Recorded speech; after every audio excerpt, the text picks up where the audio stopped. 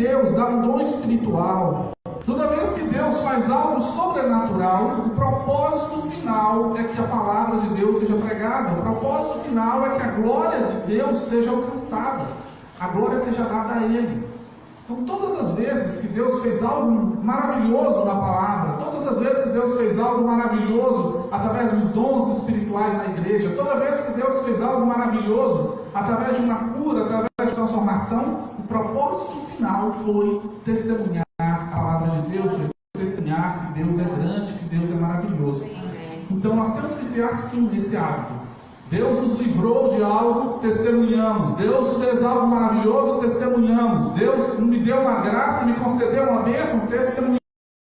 O testemunho se torna algo para fortalecer a fé do outro que está ali sentado, que às vezes tem o mesmo problema, às vezes está passando pela mesma necessidade. Aí quando alguém sobe lá e fala, Deus me deu vitória nisso, aquela pessoa se sente fortalecida. Ela ora a Deus e ela já começa a agradecer a Deus pela bênção e pela vitória.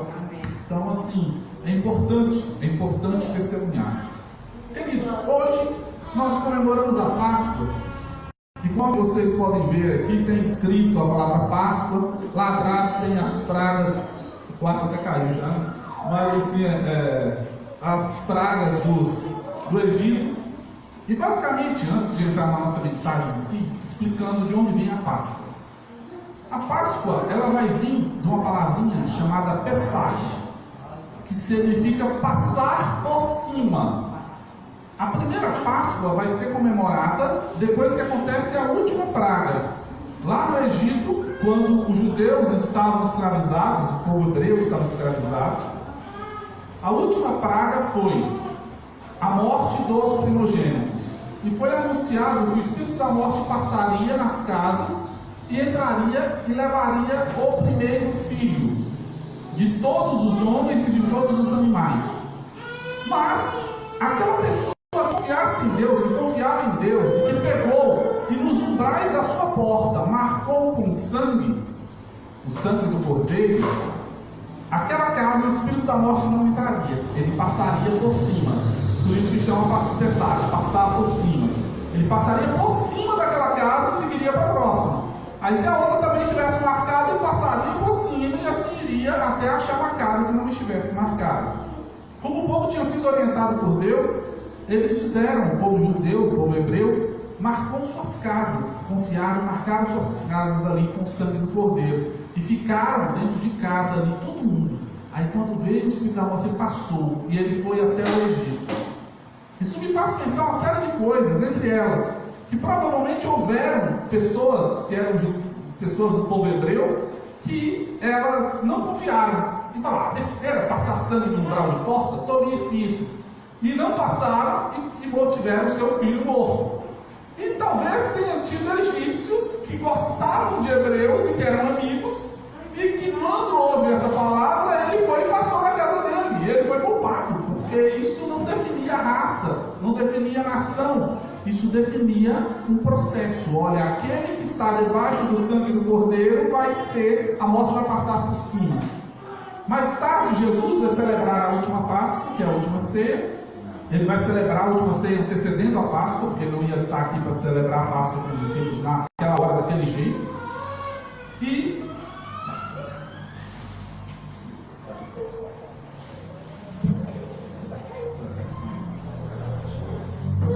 aí Jesus vai se tornar a nossa Páscoa. Ele vai ser o sangue dele, o sangue do Cordeiro de Deus que tira o pecado do mundo. Vai ser o sangue dele que vai ser passado nos umbrais das nossas portas, como se eu fosse a porta e os umbrais da minha porta fosse passado o sangue de Cristo. E agora o sangue daquele cordeiro faz com que a morte não me alcance mais. Ela passa por cima. A morte física pode chegar, mas a morte espiritual não alcançará aquele que serve a Deus. Por quê? Porque ele tem nos umbrais das suas portas, ele tem sobre a sua vida o sangue do cordeiro. Mas isso tudo só se deve a um único evento que aconteceu. Esse evento se chama ressurreição. Se não tivesse tido a ressurreição, tudo que nós fazemos seria em vão. A ressurreição vai ser o fato bíblico mais importante que aconteceu. O primeiro fato bíblico mais importante vai ser a ressurreição. O segundo fato bíblico mais importante vai ser a morte. E o terceiro fato bíblico mais importante vai ser o nascimento. E os três de Jesus Cristo. Toda a Bíblia aponta para Jesus. O Antigo Testamento aponta para Cristo, o Novo Testamento aponta para Cristo. Se Cristo não nascesse, nós estaríamos nos nossos pecados até hoje, sem salvação, tendo que cumprir a lei, sem conseguir cumpri-la e morrendo no pecado. Se Cristo não morresse, nós continuaríamos morrendo, porque nossa salvação em Cristo não aconteceu, porque Jesus não morreu por nós. Ele não morreu, não me deu a sua vida e morreu por nós. E se Ele não ressuscitasse, nós não teríamos como vencer a morte, porque o próprio Filho de Deus não teria vencido. Se aquele sem pecado não venceu, por que eu com pecado venceria? Então esses três eventos são os eventos mais importantes da Bíblia, mas de todos a ressurreição é o ponto final, é o que fecha todo o ciclo.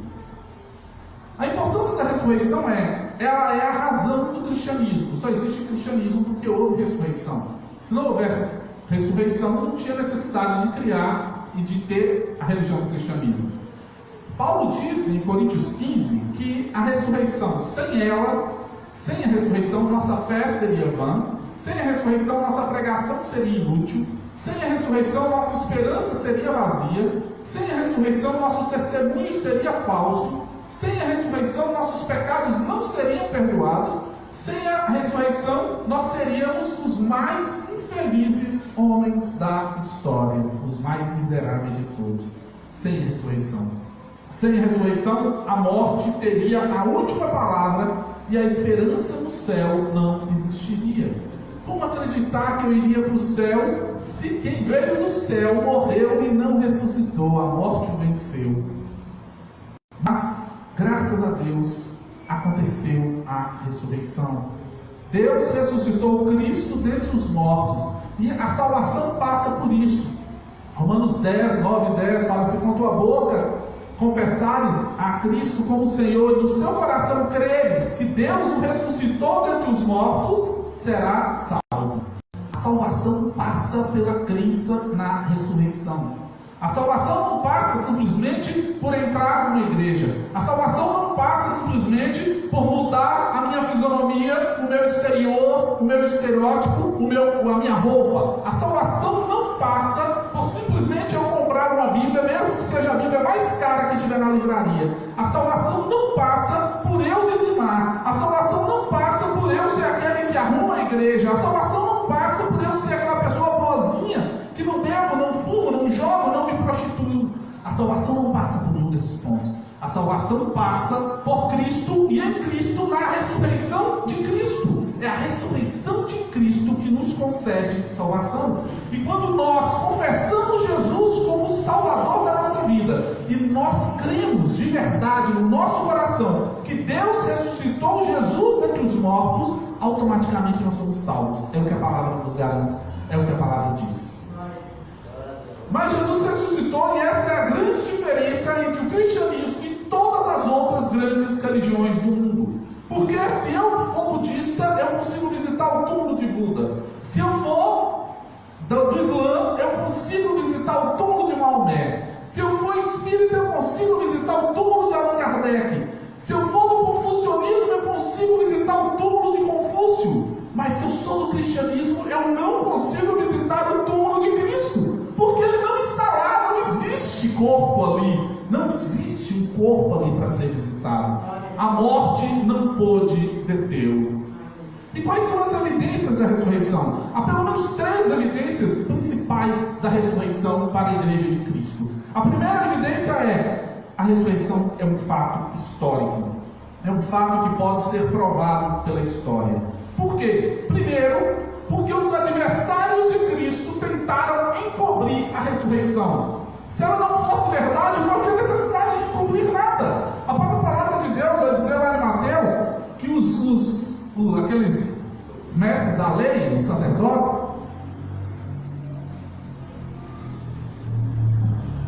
eles vão pagar aos guardas para mentir, dizendo que os discípulos vieram à noite e roubaram o corpo.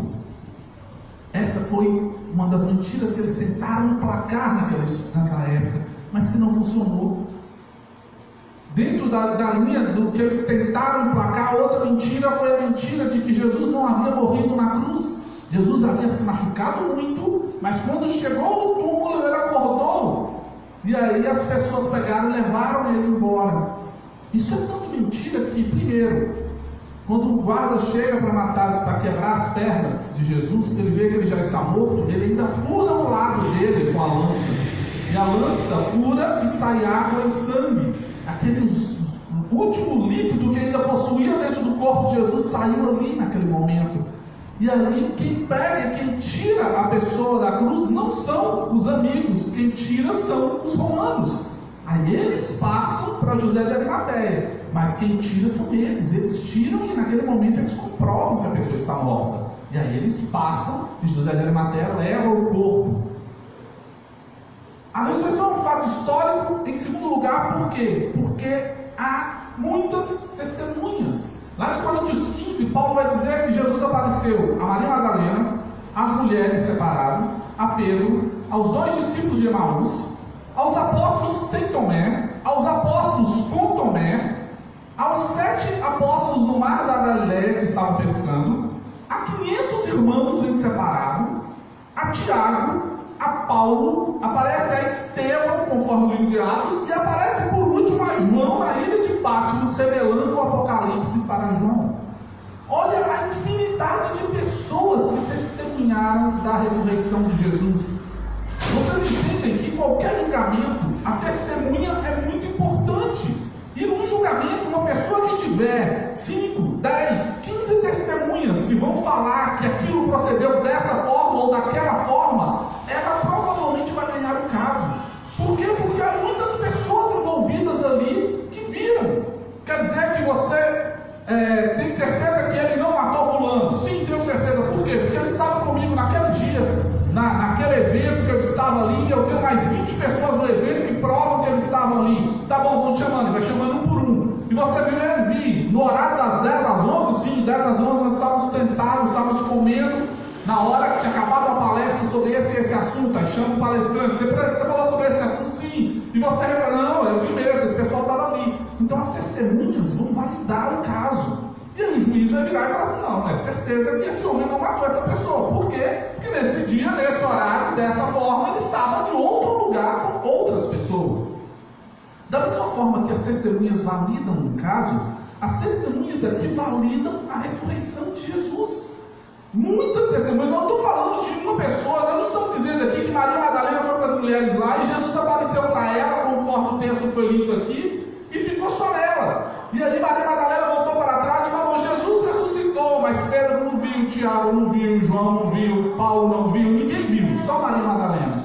Se fosse isso, nós poderíamos dizer que havia alguma coisa de errado aí, que provavelmente ela teve uma visão, ou ela estava assim, muito emocionada e acabou vendo Jesus. Mas não, ela viu, as outras mulheres viram, Pedro viu, os apóstolos viram mais de uma vez, as 500 testemunhas viram, os discípulos de Emaús viram, Paulo vai ver Jesus ressuscitado, vai aparecer para ele e fala, quem é você? E ele falou, eu sou Paulo, eu sou Jesus a quem você persegue, Paulo.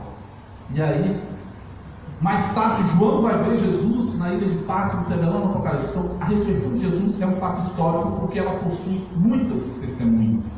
E a ressurreição de Jesus é um fato histórico, por quê? Porque o sermão de Pentecoste fala disso. Quando Pedro prega o primeiro sermão, do qual convertem 3.000 pessoas, quase 3.000 pessoas, Pedro prega sobre a ressurreição de Jesus. Pedro fala sobre Jesus e fala que Jesus morreu e fala que Deus o ressuscitou dentre os mortos. Se isso fosse mentira, bastava naquele momento aparecerem os judeus trazendo o corpo, mas quem ressurgiu que nada, o corpo dele aqui, ó. E aí caía por terra a pregação de Pedro.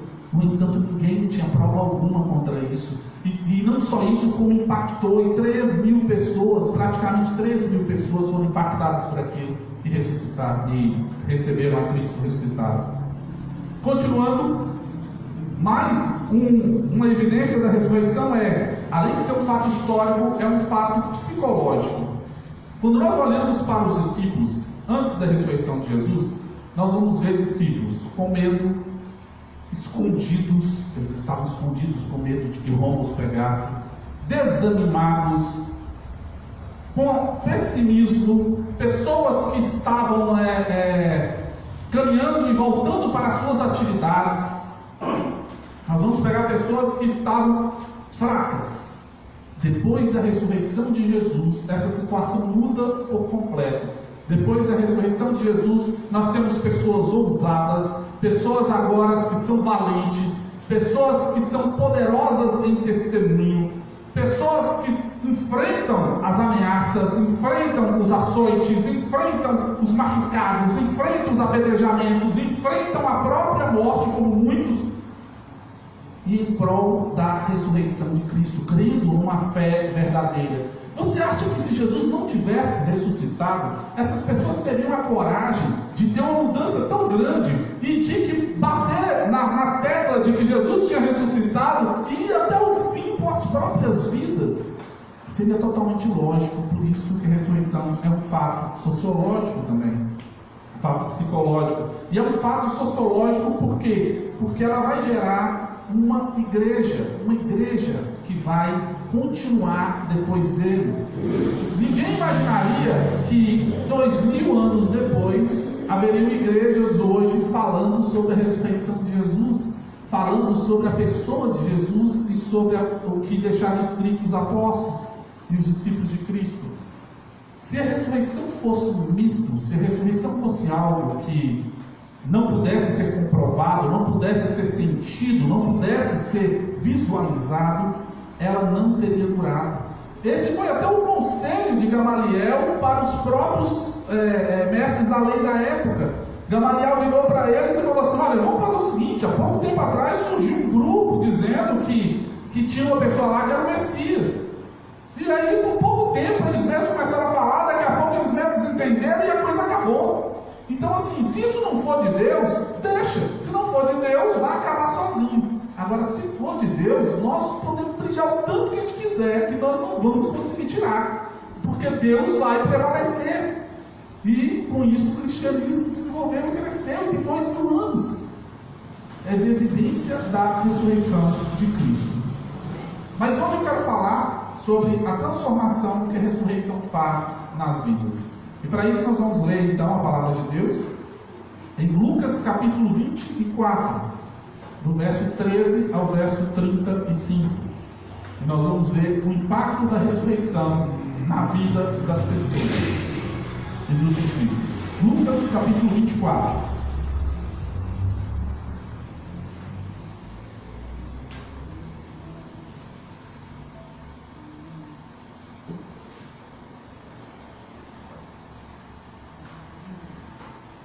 Lucas capítulo 24, verso 13. A palavra de Deus diz assim: naquele mesmo dia, 2 deles estavam indo para um povoado chamado Emaús, a 11 quilômetros de Jerusalém. No caminho, conversavam a respeito de tudo o que havia acontecido. Enquanto conversavam e discutiam, o próprio Jesus se aproximou e começou a caminhar com eles, mas os olhos deles foram impedidos de reconhecê-lo. Ele lhes perguntou: sobre o que vocês estão discutindo enquanto caminham? Eles pararam com os rostos entristecidos. Um deles, chamado Cleopas, perguntou-lhe: você é o único visitante em Jerusalém que não sabe das coisas que ali aconteceram nesses dias? Que coisas? Perguntou ele. O que aconteceu com Jesus de Nazaré? Responderam eles. Ele era um profeta, poderoso em palavras e em obras diante de Deus e de todo o povo. Os chefes dos sacerdotes e as nossas autoridades o entregaram para ser condenado à morte e o crucificaram. E nós esperávamos que era ele que ia trazer a redenção a Israel. E hoje é o 3º dia desde que tudo isso aconteceu. Algumas das mulheres entre nós nos deram um susto hoje. Foram de manhã bem cedo ao sepulcro e não acharam o corpo dele. voltaram e nos contaram ter tido uma visão de anjos, que disseram que ele está vivo. Alguns dos nossos companheiros foram ao sepulcro e encontraram tudo exatamente como as mulheres tinham dito, mas não o viram. Ele lhes disse: como vocês custam a entender e como demoram a crer em tudo que os profetas falaram? Não devia o Cristo sofrer essas coisas para entrar na sua glória? E começando por Moisés e todos os profetas, explicou-lhes o que constava a respeito dele em todas as Escrituras. E ao se aproximarem do povoado para o qual estavam indo, Jesus fez como quem ia mais adiante. Então eles insistiram muito com ele: fique conosco, pois a noite já vem, e o dia já está quase findando.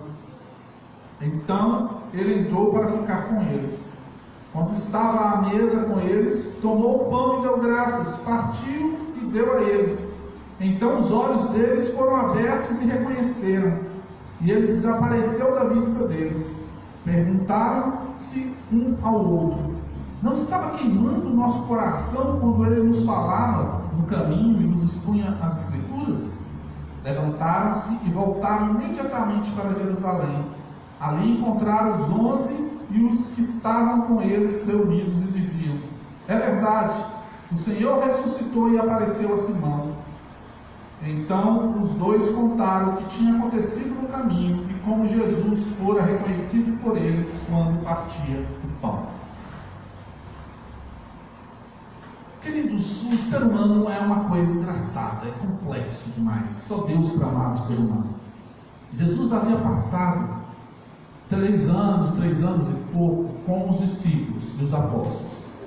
Jesus havia falado por várias vezes exatamente como seria o final de tudo. Jesus havia dito que importava que o Filho do Homem viesse, que padecesse, que morresse e que ressuscitasse para voltar ao céu. Jesus havia falado isso muitas vezes. Jesus havia apontado isso diversas vezes para os discípulos. Mesmo assim, não tinha uma fila de discípulos esperando no domingo de manhã. Não tinha. Jesus morreu e todo mundo se escondeu. Jesus morreu e todo mundo fugiu. Jesus morreu e todo mundo esperou um pouquinho e depois foi voltar para as suas vidas. Esses 2 homens não foi diferente. Eles esperaram, passou o sábado, terminou o sábado, eles dormiram de sábado para domingo. Aí deu o domingo de manhã, eles provavelmente chegaram até a hora do almoço, almoçaram e depois foram embora. Eles esperaram até o domingo de manhã por uma razão. Havia uma crença no meio judaico de que quando uma pessoa morria, ela tinha 3 dias para não estar morta mesmo. Às vezes, e existem doenças que causam isso, ela diminui o batimento cardíaco muito mesmo, e a pessoa tem diagnóstico de morto, mas ela não está morta. Depois de um tempo ela revive. E aí é chamado como se fosse uma ressurreição, mas não é uma ressurreição, ela não chegou a morrer. Ela simplesmente tem uma doença que baixava muito a pressão e ela ficava praticamente morta. Então o que os judeus tinham? Os judeus tinham uma cultura de que só era diagnosticado como morto mesmo, a não ser quando acontecia um evento, tipo uma guerra, o cara arrancou a cabeça do outro, aí não tem jeito, ele morreu mesmo. Mas, num evento de morte que o corpo continuou inteiro, eles só consideravam morto mesmo depois do 3º dia. Até o início do 3º dia existia a chance. Aí passou o início do 3º dia, já consideravam morto. Tanto que Lázaro, Jesus volta, ele tem 4 dias. Jesus esperou um dia a mais para reforçar ainda mais que não era um evento natural, não era um evento puramente científico que ia acontecer ali. Jesus vai ressuscitar Lázaro. Na hora que ele manda tirar a pedra do túmulo, o pessoal fala: já deve estar fedendo, já tem 4 dias. E Jesus: não, se vocês creem, vocês verão a glória de Deus. Tire e ressuscita Lázaro. Bem, gente, pense comigo. Jesus ressuscitou Lázaro. Jesus ressuscitou aquela menina que a gente chama de Talita, mas Talita na verdade é só a palavra que ele usou. Talita cumi, minha menina, levanta-te. Se ele ressuscitou a filha de Jairo, essa menina. Se ele ressuscitou o filho da viúva de Naim. Se ele ressuscitou Lázaro, por que não aconteceria a ressurreição consigo mesmo, se ele tinha o poder da vida em suas mãos? Se Jesus disse em João capítulo 10, verso 10, que Enquanto o ladrão veio para roubar, matar e destruir, Jesus veio para dar vida, e vida em abundância. Se Jesus disse em João 14,6 que Ele era o caminho, a verdade e a vida, por que não crer nisso? Mas as pessoas não creram. Por mais que Jesus apontou, por mais que Jesus falou, elas não creram. No domingo de manhã tinha um grupo de mulheres ali, mas elas não foram para a ressurreição de Jesus. A Bíblia conta que elas se apressaram, esperaram o sábado passar, e elas foram no domingo de manhã para embalsamar o corpo de Jesus. Elas estavam levando ali perfumes, estavam levando bálsamo, estavam levando provavelmente umas faixas novas. Por quê? Porque Jesus foi enterrado muito às pressas. Ele foi enterrado no final de uma sexta-feira para iniciar o sábado. E é bom saber disso, que o dia judeu, ele começa com o pôr do sol de um dia até o pôr do sol do outro. Então o sábado judeu começa às 6 horas da tarde na sexta e termina às 6 horas da tarde no sábado. Então quando Jesus morre, eles aceleram para colocar Jesus lá no túmulo logo do exílio. Por quê? Porque se começasse o sábado, eles não poderiam fazer. Aí o que era feito? Deixava o corpo ao relento, esperava virar o sábado, e depois do sábado ia lá e pegava o corpo e continuava o que seria o processo de enterro na cultura deles. Então José de Arimateia e Nicodemos vão acelerar para colocar o corpo ali. Eles passam com certeza uma erva aromática, alguma coisa, mas não deu tempo de fazer um funerário, digamos, um funeral assim adequado, não deu. E aí depois disso aí, essas mulheres, sabendo disso, elas vão lá domingo de manhã, mas não para ver Jesus ressurreto. Elas vão lá para conceder a Jesus uma última homenagem. E essa última homenagem seria banhá-lo com perfume, com aroma, com óleo, e deixar aquele defunto cheiroso, digamos assim. Por quê? É questão cultura, não dá para se questionar a cultura, porque cultura é desse jeito. Mas, por exemplo, seria o mesmo que hoje em dia, na nossa cultura ocidental, uma pessoa morrer e uma pessoa rica que morreu, e aí ela faz um mausoléu do tamanho dessa igreja, para ter um caixão só ali dentro, um negócio todo em mármore, todo em granito, com anjos desenhados, esculpidos, e aquela coisa linda, mas ali dentro tem só um caixão com uma pessoa morta. Mas um mausoléu desse jeito, e a gente questiona, mas para que isso? Na cultura, às vezes acredita que uma coisa bonita dessa chama atenção, e talvez isso ajude de alguma forma na segunda vida. Não sei se as pessoas que fazem isso estão apostando nessa ficha nisso. No meio judeu eles faziam como uma homenagem, e aí colocando ali, elas foram. E no entanto, Jesus ressuscitou, e elas não chegaram a ver o corpo, elas já viram o Cristo ressurreto. Esses homens, eles ouviram a palavra dessas mulheres. Sabe o que é outra coisa engraçada? É que Clopas aqui, Maria de Clopas, era a esposa dele. E provavelmente ela era uma das mulheres que foram no túmulo, junto com Maria Madalena e junto com as outras. E elas voltaram contando que Jesus ressuscitou, e nem o próprio marido acreditou. O próprio marido junto com o outro, que ressurreição que nada. Se tivesse ressuscitado, ele ia aparecer para a mulher. Se tivesse ressuscitado, ele ia aparecer para homem. A sociedade era muito machista. Então eles falaram, se Jesus aparecesse, ia aparecer para a mulher. Se Jesus ressuscitasse, ele ia aparecer para Pedro, para João, que eram os discípulos ali, os apóstolos, né? Ele ia aparecer para aqueles 11 ali. Depois ia começar a aparecer para os outros, ia aparecer para mim, Clopas, com certeza. Eu estava ali participando sempre ativamente. Ia aparecer para minha mulher. Besteira. Eles acreditavam desse jeito. E Jesus, ele sempre quebrou esse tipo de paradigma, né? Jesus vai aparecer primeiramente para as mulheres, e depois que ele vai aparecer para os discípulos, para os apóstolos. E aí os dois tinham passado a manhã, viu que Jesus não apareceu para eles, então eles deram como morto. Falaram, não, encerrou mesmo, ele está morto mesmo. Deu o terceiro dia, não levantou, não apareceu, então assim, está morto mesmo. Vamos seguir nossa vida, vamos voltar para Emaús e vamos seguir nossa história. E aqueles homens vão andando. No caminho eles encontram com um outro forasteiro, que eles não reconheceram. E aquela pessoa começa a conversar com eles. E é o que o texto que nós lemos. E ele fala, o que vocês estão discutindo? E aí ele fala, se você é a única pessoa em toda a Palestina, você é a única pessoa em todo Israel que não ouviu falar de Jesus? Não ouvi falar não. Aí eles vão contar as expectativas deles, que eram expectativas errôneas. Eles vão falar, ele era um profeta. Eles não estão acreditando aqui que ele era o Filho de Deus, eles não estão dizendo aqui que ele era o Messias, estão dizendo que ele era um profeta. Era um profeta poderoso em palavras, era um profeta que era reconhecido perante Deus e perante o povo, era um profeta que operou milagres, mas morreu, simplesmente acabou. E aí eles falam até num tom de desesperança total, e nós achávamos que era ele aquele que viria está transformando a história de Israel, era ele que viria libertar Israel. E o conceito de Messias deles continuava naquele Messias político, naquele Messias que viria montado no cavalo, desafiaria Roma, jogaria Roma por terra, levantaria Israel como a nação que manda no mundo, e Israel se tornaria a nação que governaria. Eles ainda achavam que era um Messias político, um Messias que faria Israel prosperar financeiramente. No entanto, não era. Jesus várias vezes vai dizer, o meu reino não é deste mundo. Se fosse, as pessoas aqui ordenariam e aconselhariam, não, meu reino não é deste mundo. E eu não vim para servir, eu não vim para ser servido, mas para servir. E eu vim para dar a minha vida em resgate de muitos. E aí, o que a ressurreição vai causar na vida desses dois homens? E que causa na nossa vida também? Primeiro, 5 pontos que foram mudados. Primeiro, eles tinham olhos cegos quanto à proximidade de Jesus.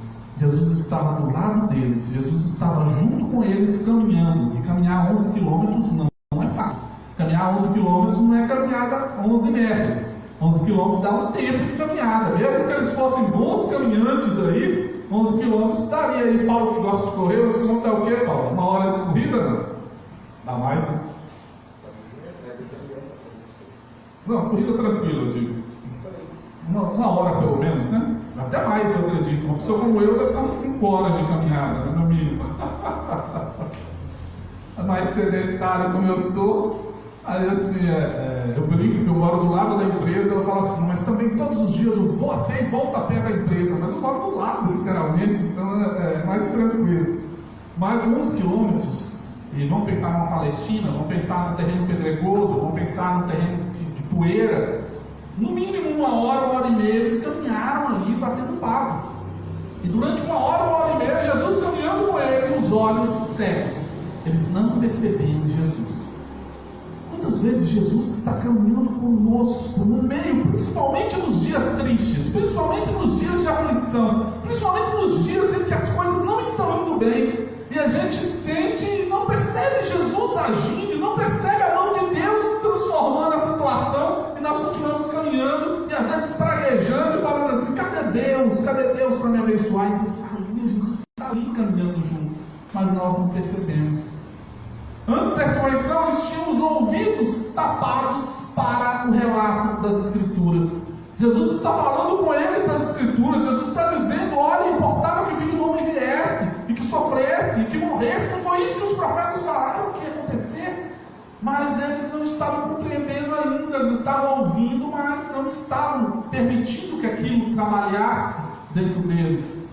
Eles estavam com a mente fechada para o testemunho dos irmãos. A própria mulher de um deles havia falado que Jesus havia ressuscitado. As outras pessoas também falaram. Pedro e João foram lá, não viram Jesus ressuscitado, mas viram que o corpo não estava lá. No entanto, a mente deles estava fechada. Eles estavam pensando assim, que nada. As mulheres são mulheres, elas devem estar emocionadas, elas devem estar meio doidinhas. O Pedro e João, alguém deve ter roubado o corpo, Pedro e João não viram direito, e a mente estava fechada para as coisas de Deus, a mente estava fechada para os testemunhos dos irmãos. Os pés deles, estavam numa estrada de fuga, os pés estavam numa estrada indo para o lado contrário, eles estavam indo em direção ao pôr do sol, porque o sol estava se pondo, eles estavam indo em direção à noite, em direção à escuridão, fugindo da luz que era Cristo, fugindo do sol da justiça que nascia que era Cristo. Eles estavam indo na contramão, e os seus corações estavam tristes, desesperançosos e perturbados, perturbados com o que aconteceu com Jesus, perturbados porque Deus não salvou o seu justo, perturbados por causa da situação e sem esperança, porque eles tinham depositado que Jesus seria mais do que simplesmente um homem e ele morreu, e aí a coisa acabou. Isso foi antes da ressurreição. Mas o que acontece depois da ressurreição? Depois da ressurreição tudo muda. Depois que eles entendem a ressurreição, depois que eles percebem que o Jesus ressurreto estava com eles, depois que eles compreendem que Jesus caminhou por eles por 1h30, depois que eles compreendem Jesus partindo o pão, e naquela hora eles devem ter pensado assim: poxa, mas eu já vi alguém partir o pão desse jeito, eu já vi alguém entregar o pão desse jeito. E naquela hora os olhos vão se abrir. Se os olhos deles estavam cegos contra a proximidade, agora eles têm visão espiritual que permite enxergar o Jesus ressurreto. Naquela hora que eles percebem Jesus e os olhos se abrem, Jesus desaparece da frente deles.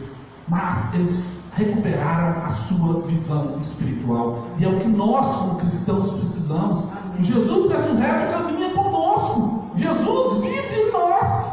Jesus disse: eis que estou convosco todos os dias até a consumação dos séculos. É a promessa dele, e ele é fiel e cumpre a sua promessa. Então eu preciso ter a minha visão espiritual aberta. Eu preciso enxergar que Cristo está comigo em tudo que eu faço. Eu preciso enxergar que Cristo está comigo nas minhas decisões. Eu preciso enxergar que Jesus caminha comigo, principalmente nos dias difíceis. Ele caminha sempre, mas principalmente nos dias difíceis. É aquela velha história do pegada na areia, que conta que um homem andava sempre com Cristo e ele via as 2 pegadas dele e as 2 pegadas de Jesus do lado aparecendo. E no momento mais difícil da vida dele, ele olhava e só via 2 pegadas.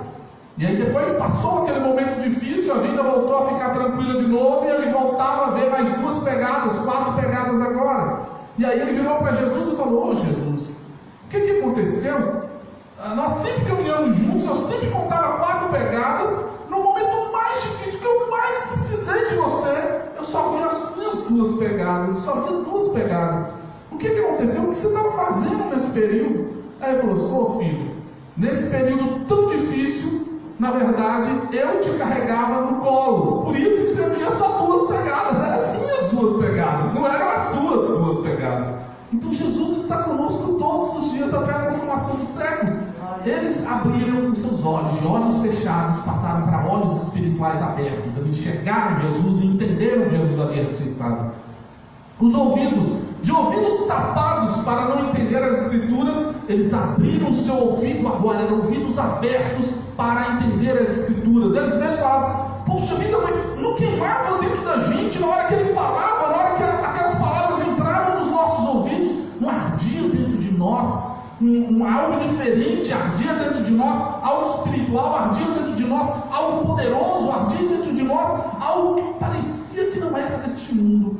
Era porque agora eles estavam com os ouvidos abertos à palavra de Deus. Irmãos, se eu quero conhecer a Deus, eu preciso conhecer a palavra de Deus. É a palavra de Deus que explica quem é Deus. Jesus, quando faz a oração sacerdotal em João 17, e ele ora pelos seus discípulos, ele fala assim: santifica-os na verdade, a tua palavra é a verdade. Ou seja, se eu quero ser santo, se eu quero me parecer com Cristo, eu preciso da palavra, eu preciso ser santificado pela palavra. Em primeira instância, a palavra é o próprio Cristo. No princípio era a palavra estava com Deus e a palavra era Deus, em João 1:1. E a palavra escrita é a que vai me direcionar. Errais porque não examinais as Escrituras, é o que Jesus vai falar em João 8. A palavra, no princípio era a palavra estava com Deus e a palavra era Deus. E por meio da palavra, tudo que foi feito se fez. Quando se fala a palavra, se remete à criação. Quando Deus diz, haja luz, e aí a palavra vem e cria, é Jesus agindo como a palavra de Deus e criando. Então, se eu quero conhecer a Deus, eu preciso conhecer a palavra de Deus. A palavra de Deus é Cristo. E a palavra de Deus é a palavra que Cristo deixou para que nós possamos compreender. E a fé vem pelo ouvir. Então, se eu estou com os ouvidos tapados, eu nunca vou desenvolver a fé para ser salvo.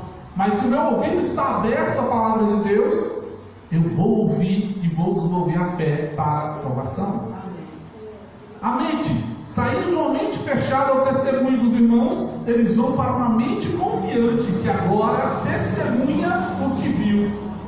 Eles, quando voltam, eles chegam e procuram Pedro, e procuram os discípulos e falam: é verdade, ele ressuscitou. E aí eles dizem: sim, ele apareceu para Pedro, sim, ele apareceu para nós também. Nós vimos quando ele partia o pão. Ou seja, aquela mente fechada, aquela mente puramente lógica, aquela mente que só confiava na ciência, aquela mente que só confiava nos fatos, como foi a mente de Tomé, que chegou no absurdo de falar: se eu não ver, e não somente ver, se eu não for lá e tocar na ferida, eu não vou acreditar. E aí Jesus, pouco tempo depois, aparece e já chama Tomé e fala: Tomé, ô meu filho, dá um passinho à frente aí, ó. Tomé, ó, toca aqui, ó, vê, é carne. Eu sou físico, não é a mesma carne sua, o corpo glorificado, mas é tocável. Tanto que Jesus sentava com eles, comia pão com eles, comia peixe com eles. Só que Jesus tinha os poderes do corpo glorificado, não é limitado à matéria, ele pode subir daqui, aparecer em outro lugar, mas continua sendo um corpo. E aí ele fala: toca em mim, e não seja mais um incrédulo, mas seja um crente. E se existe uma das pouquíssimas promessas que ainda cai sobre a gente, é essa promessa que Jesus fala: porque me viste e creste, bem-aventurados os que não viram e creram. E nós estamos nesse grupinho aí, porque nós não vimos Jesus ressurreto, mas nós cremos. Então, se é uma das pouquíssimas bênçãos que a nossa geração ainda recebe, é essa. Porque nós, muitas vezes, largamos várias outras bênçãos, mas essa ainda recebemos, porque nós cremos dessa forma. Em quarto lugar, os pés. Os pés que estavam na estrada da fuga, os pés que estavam indo em direção ao ocaso, indo em direção à noite, indo em direção ao pôr do sol, agora mudam totalmente de direção. Esses pés agora vão em direção ao nascer do sol, vão em direção à luz que é Cristo. Esses pés vão agora em direção à pregação do Evangelho, a testemunhar que Jesus ressuscitou. E por fim, os corações que eram tristes, sem esperança, perturbados, esses corações se tornam agora corações alegres, corações cheios de esperança, corações cheios de vida de Deus. Você percebe a transformação que eles